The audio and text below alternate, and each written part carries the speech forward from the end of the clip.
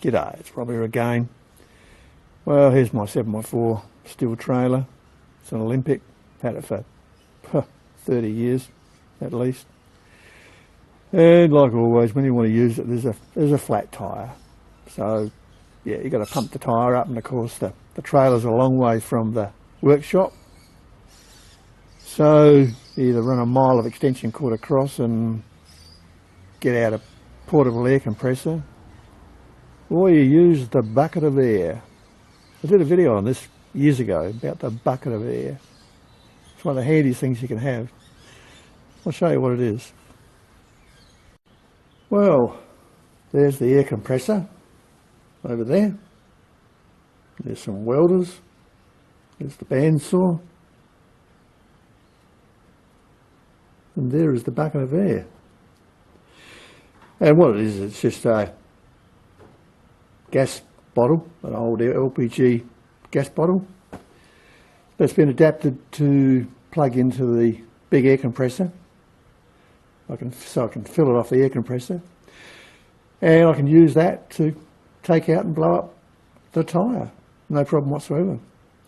It also works great because it adds extra capacity to the air compressor tank, even though it's quite a big one. If you're spray painting, you can never have too much air capacity, so you just hook it in and it just acts as extra capacity for the tank. But for now, we'll just use it to blow up the tyre. Let's get on with it.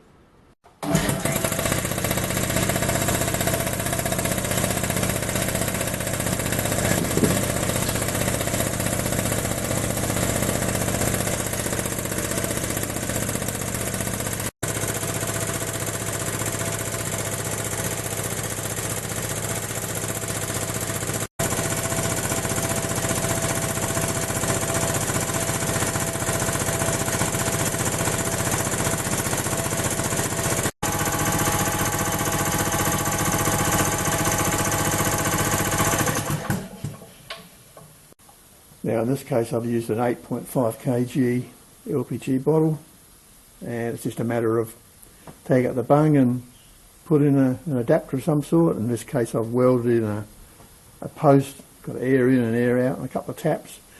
But you could just use one inlet, you know, which would double as an outlet. Just put a tap on it, do it how you want it, it's easy. And this is plumbing from the tank itself. It's bypassing the regulator, which is set for a lower pressure, so it's getting the full 120 psi. Now these tanks are rated at, well, they test them at nearly 300 psi, could even be a bit more than 300 psi, so they're well within the scope of what the average air compressor can put out. So you can pump them up as hard as you can go, and you know, with the compressor, and yeah, provided you don't exceed reasonable pressure, you know, or the same operating pressure as the compressor, you should be quite okay. Same thing too, people going about these old compressors, and you know, the fact that as they get old they could rupture and explode. Well, not really. What happens is generally they only explode if you overpressurize them. You know, if people pump them up higher than they should be, you know, pumped to, well then they can split the welds. But generally, over time, the worst thing that will happen is they'll rust little pinholes through the tank from moisture, and then it will just get a slow leak, and it won't tear itself apart or anything like that. It will just piss out air, and you know, that's why you should always drain the tanks on a regular basis, get the water out of them. Okay, let's go and pump up the tyre.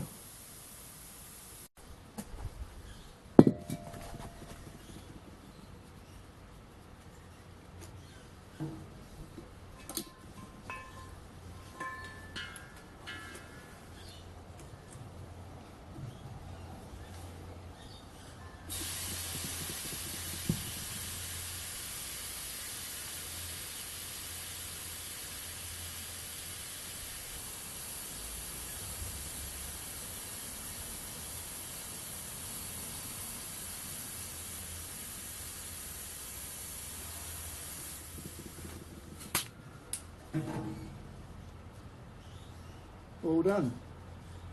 Easy as that.